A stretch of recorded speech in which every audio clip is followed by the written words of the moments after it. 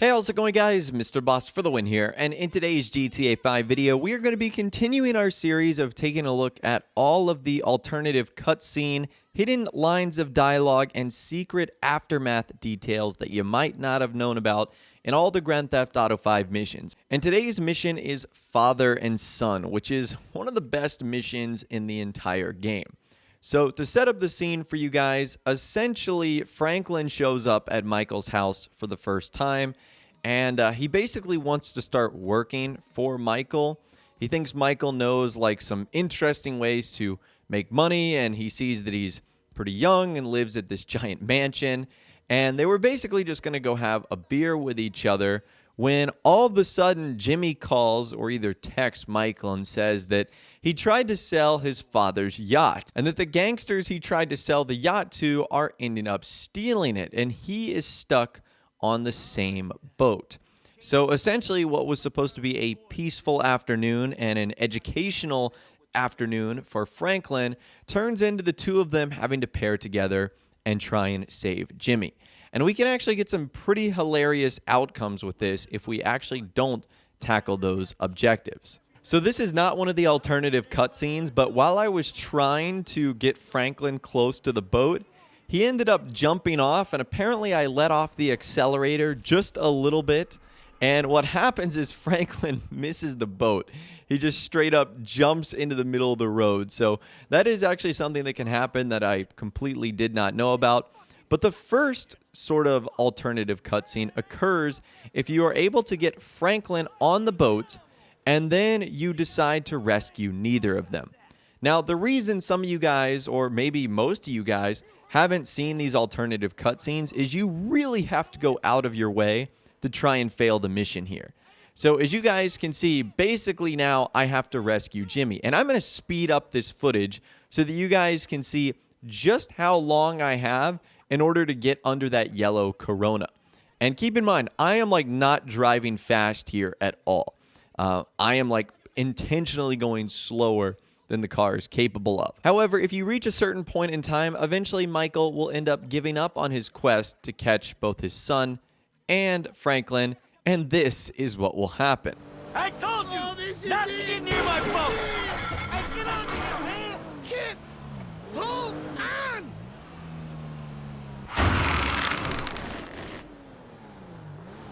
Ah! Ah!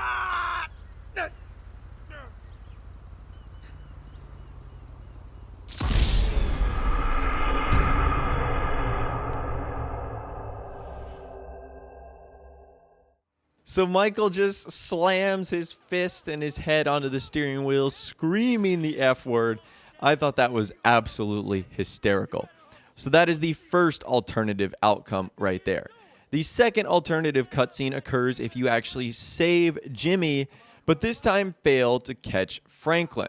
And again, you have to go like out of your way in order to not catch this boat. Like, it's really tough. So that's why I'm assuming a lot of you guys haven't seen this. And again, the same thing here if the boat makes its way over the second bridge. But this time you've got Jimmy in the back seat. This is what will happen. I'm fucking this up! Shit! Ah, Dad, don't be all butthurt. At least you got me out of there.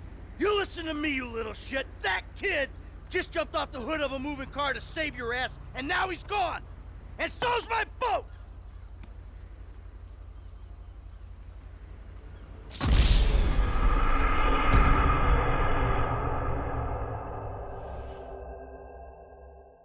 So I love the audacity of Jimmy. He literally tells his dad, don't get butthurt, as his new apprentice is literally stuck in the yacht riding down the highway. I found that to be absolutely hysterical.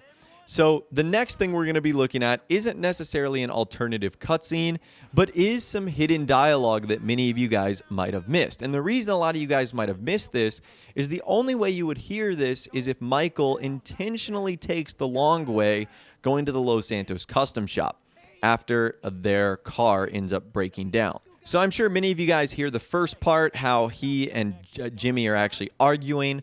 But as you guys can see there, if you were to just take a shortcut and go to the LSC really quickly, you wouldn't hear this. And Michael tells an interesting story about his boat. Take a listen to this. Hey, so you do much yachting? Not anymore. No, I don't. Before, I mean, man. No, not really. This little shit stays in his room all day, and I don't have many other people to go with, you know? I like looking at it. Looking? Yeah, I'd come down to the marina, sit on the dock, pour myself a drink, and look at her. Jacqueline. It'd clear my head, you know, let me dream. Jacqueline, huh? Well, maybe you need to do some other shit to fill your time. Dream other dreams, man. Yeah, sure. Whatever. Hey, yeah, just come off here.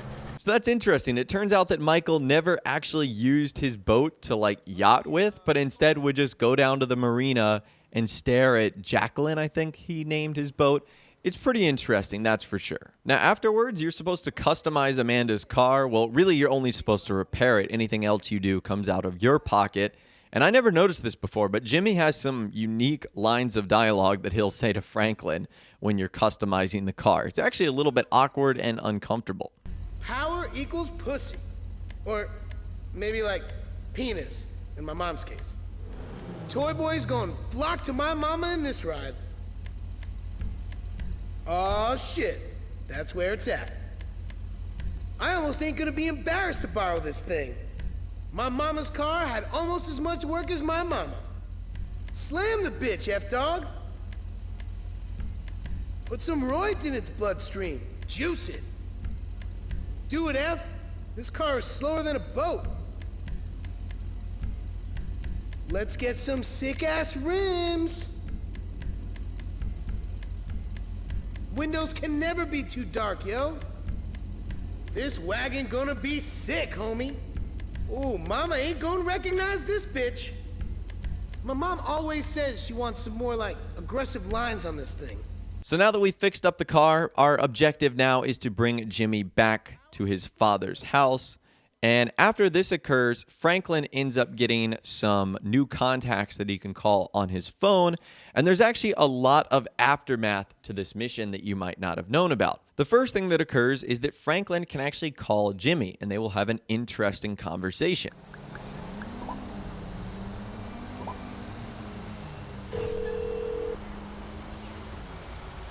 Franklin! What's up, bro? You good?